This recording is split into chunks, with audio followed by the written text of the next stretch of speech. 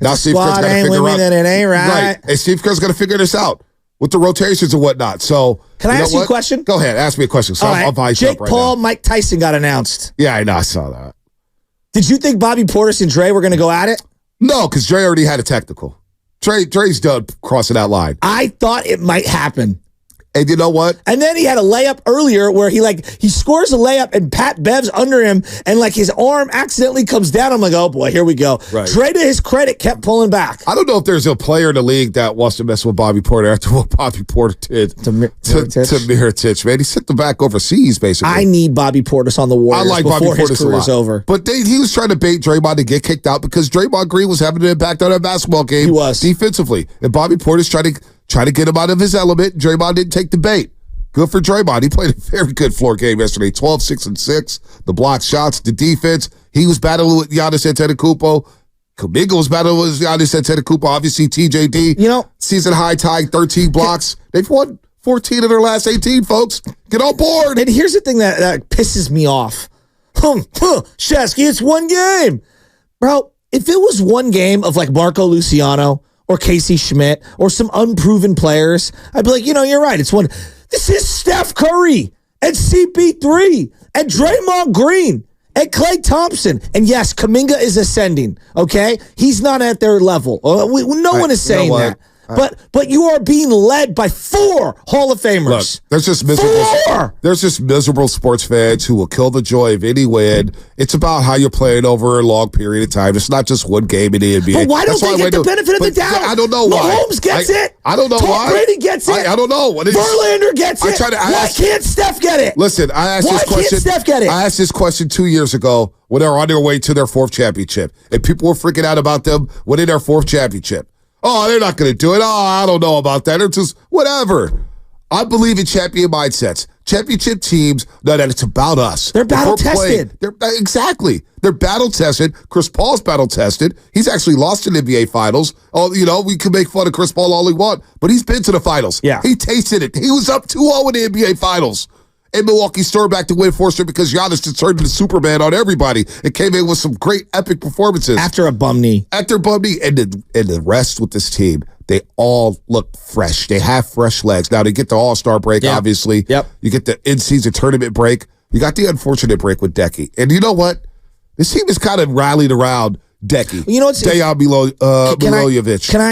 I am not pretending to get inside the psyche or the heads of all these guys. I just know for me, I'm talking about myself, when real life stuff happens, it puts things in perspective. Yep. It really does. And I think that some of the things that we argue about, that we worry about, that we obsess about, they feel so inconsequential in the grand scheme of things, right.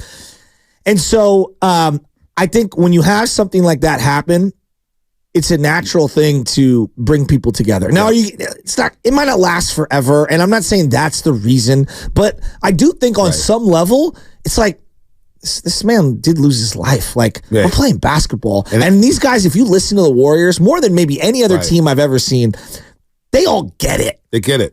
I mean, they're all family men that understand, and no one's perfect, but they understand the big picture. Highly intelligent. This is a highly intelligent crew of guys that they've assembled across the board. Starts with the head coach and the front office. To me, they're very socially aware, mentally aware of the realities of real life and things that are going on. And to your point about what happened with Decky, I do think it galvanized them to a degree. And I think that's a cliche thing to say, but I'm giving you my own perspective. Right. I think it did put it in perspective. At the end of the day, it's just like, you know what? Let's just do it for him. Exactly. Let's just buy it to our, because Decky was a guy, and I didn't know him well, but every time I saw him, he smiled, he dapped me up. Hey, how you doing? How you doing, my bro? How you doing? Yeah. I seen him out and about at certain restaurants in Burley game, and seen him a couple times there and say small talk. Hey, how you doing, man? These guys are funny on TV, blah, blah, blah. And Kenny Atkinson, come over, listen to us in the morning. And Kenny's like, you guys are wackos. Kenny's a Butcher Boy guy. Kenny Atkinson, well, he was a new, he's just, I don't know. I didn't want to give you no love. No, I don't know. I mean, you do that, and I don't want to give you love because you just jumped, Darren Butcher guy. This all, Then I go back and I hate. I'm like, yeah, you know what? Butcher's full of himself. Then he runs the truck over. You can't give him a compliment, man. You take the compliment from me. I'm too busy patting myself on the back. He said, no, man, your right hand's probably going to hurt soon. Like your left toe was hurting. I did have a pec injury earlier this week from throwing so much and patting myself on the back. I think Trace Jackson Davis might have a pec injury from all them blocks last night. That was the one. Chris Chai said, I ain't never seen Bonte Burlingame. I'll go to, what's the pizza spot right there? Delfina. There's two. It's one. And then there's the La Corneta. Well, there's one right across the street from each other. And then the Apple Store. There's the Apple Store. Yeah. And then there's all your bougie shops are there. Yeah, somebody said about I've never seen you at Burlingame. Athleta. I take my daughter to the Burlingame playground by Burlingame High School all the time. So what? You don't see me. What, you want me to give you my schedule? I come to Burlingame at 2 p.m. I'll be there at 2:15 at the Starbucks. What's the furniture place that's right there that it's going out of business? The whole company's going out of business. Ooh, not 100%. My wife likes to shop there. It's got very overpriced, expensive things. Yeah. Oh, I know what you're talking about. I know exactly what you're talking about. What's the name of that? Very expensive. Yes. The chairs and the couches. Yes. And it's like, let's go in here. And I'm like, for what? We're not buying anything. No, not West Elm. Although we've gotten many of things from West Elm. Emeryville, shout out. Yeah. Yeah, I don't know about that. Now I got to look it up. Oh, I don't know. Anyway, let's go. When it hurts the wallet, you remember. Yes. Yeah, no, we didn't buy anything from there. So, stop telling me where I'm at. Worry about where you're at. Right now, where I'm at is I'm filling dubs right now. And I feel like FP and I talked about a couple weeks ago.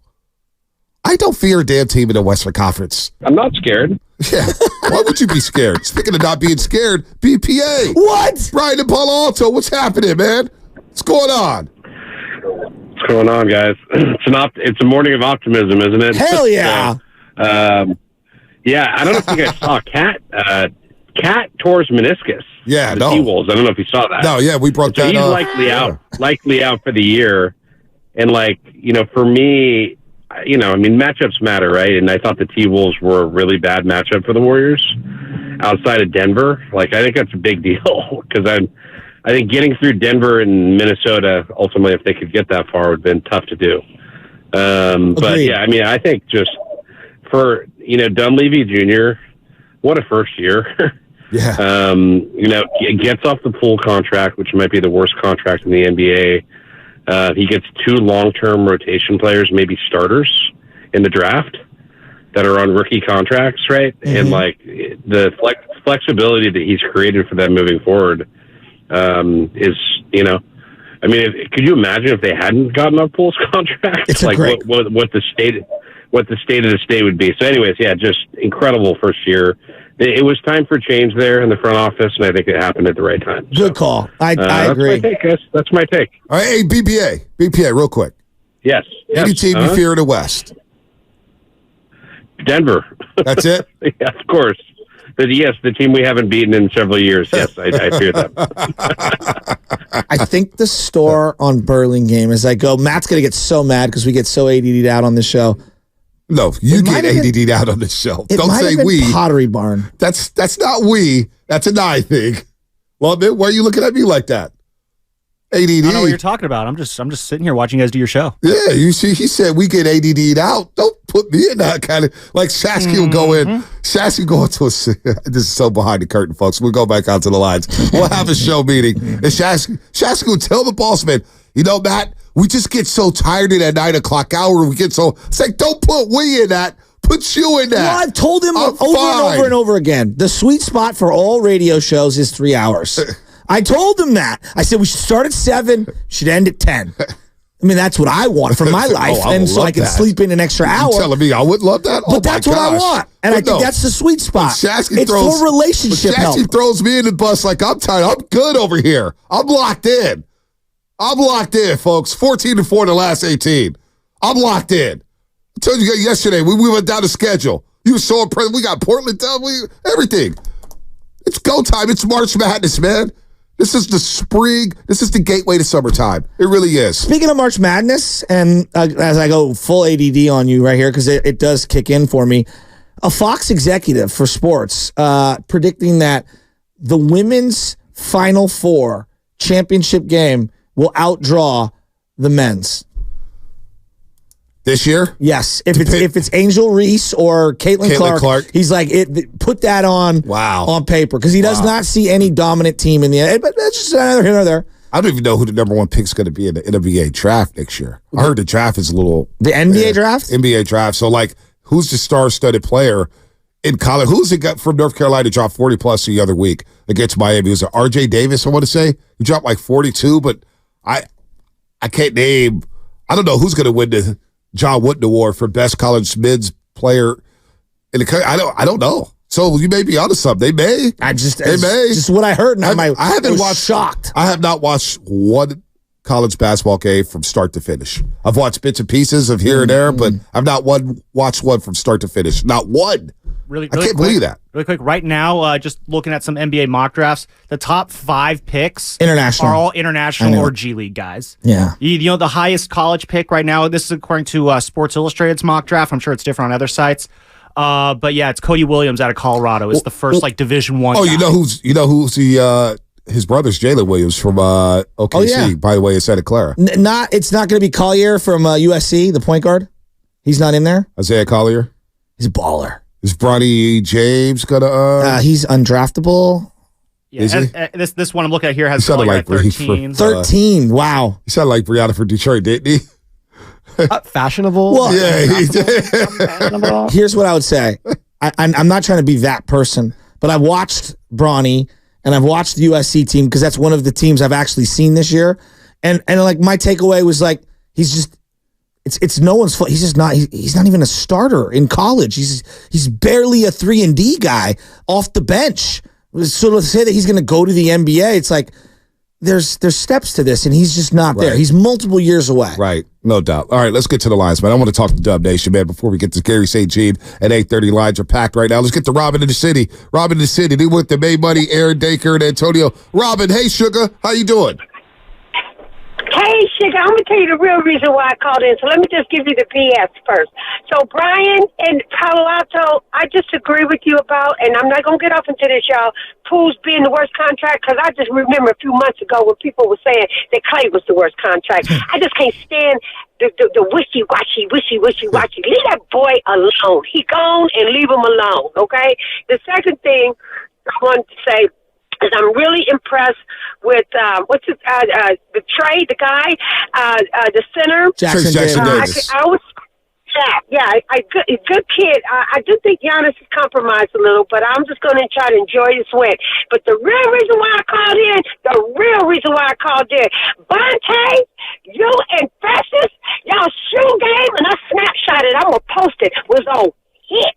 I said, boy, look at them shoes. Look at the leather on shoes right. You know what? My son, my oldest son, he got big feet. He had big feet when he was little. Like he wore like a 12 or 13 when he was like in ninth grade. So I bought him some white tennis shoes, and he told me, "No, Mom, I don't wear white tennis shoes because when you got big feet, you can't wear white tennis shoes. It looks funny, but when you got big feet, you got to keep your feet on hit." I'll say that. So you're telling me your son has that all black Air Force energy? Yeah, he don't wear no white tennis shoes because he got big feet. He's 20. I don't know how old them kids are. Okay, he might be 30. So he told me, I don't know. You guys will see after you get more than one kid, you'll start calling them all by the wrong name. You don't remember their ages. You don't remember nothing about them except that you had them. Okay. Now he got big feet. I forgot what size he wear now. He in his 30s. I think he wear like a 13 or something. He don't wear tennis shoes. He makes sure his feet are on hit. Bonte and Festus' feet were on hit last night. Ryan agrees. Damn. That's your fault. Robin, this is something else, man. Made money in Oakland. Made money. What's happening? I have never heard more about feet outside of Joe Montana doing ballerina work. Speaking of